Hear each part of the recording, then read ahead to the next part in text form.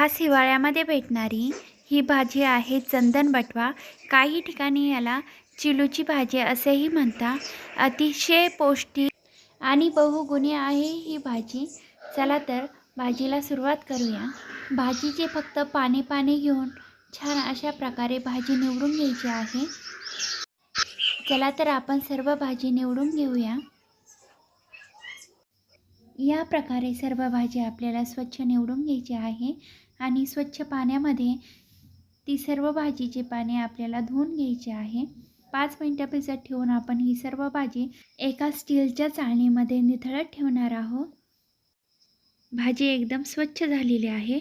आपण ही शिजत घालूया. यासाठी मी एक पातेले घेतले आहे. त्यामध्ये ही सर्व भाजी टाकून घ्यायची. त्याचबरोबर यामध्ये 1 ग्लास भरून पाणी टाकायचे. गॅस चालू करून भाजी आपल्याला 10 ते 15 मिनिटं छान शिजून घ्यायची. भाजीचा कलर बदलू नये आणि भाजी अशीच हिरवीगार राहावी यासाठी आपल्याला यामध्ये 2 ते 3 चमचे तेल घालून घ्यायचे आहे. भाजी शिजत आहे तोपर्यंत आपण भाजीचा मसाला तयार करूया. 6-7 हिरव्या मिरच्या, सोलून घेतलेला लसूण घेतलेला आहे. त्याचबरोबर थोडेसे शेंगदाणे घेतलेले आहे. हा सर्व मसाला आपण मिक्सरमधून गरमरीत दळून घेऊया. भाजी फोडणी घालण्यासाठी मी एक पातेले ठेवून घेतले. त्यामध्ये तेल घालून घेतले. तेल छान गरम झाले की त्यामध्ये आपण जिरे घालून घेऊया.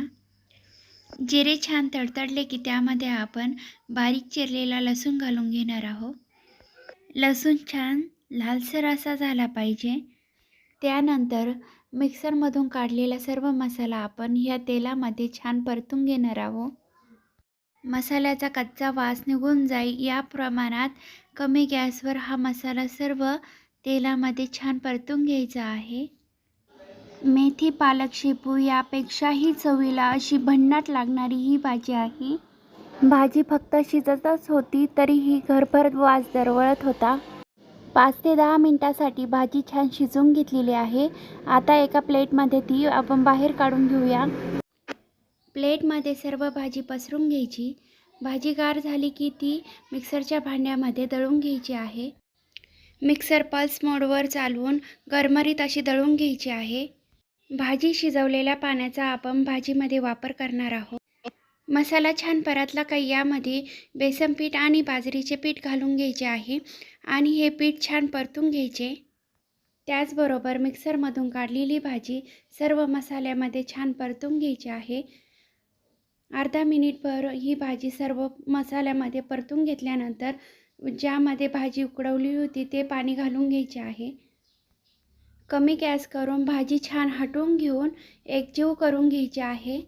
त्याचबरोबर भाजी आपल्याला जेवढी दाटसर पाहिजे आहे त्या प्रमाणात यामध्ये गरम पाणी घालून घ्यायचे. भाजी पाहिजे तेवढी ठेवल्यानंतर त्यामध्ये चवीनुसार मीठ घालून घ्यायचे आहे. मध्यम आचेवर भाजी छान शिजवून घ्यायची आहे. भाजी शिजत असताना मध्ये मध्ये छान ढवळून घ्यायची आहे. तुम्हाला आवडत असल्यास तुम्ही यामध्ये गूळ चिंचाचाही वापर करू शकतात. बाजरीची भाकरी, चपाती, भात याबरोबर ही भाजी तुम्ही खाऊ शकता. मी पण ही भाजी पहिल्यांदाच तयार केलेली होती तरीही घरातल्यांना खूप आवडली. तुम्हीही ही भाजी कुठे भेटल्यास नक्की ट्राय करून बघा. खूप छान लागते चवीला. रेसिपी आवडल्यास चॅनलला लाईक, शेअर अँड सबस्क्राईब. धन्यवाद.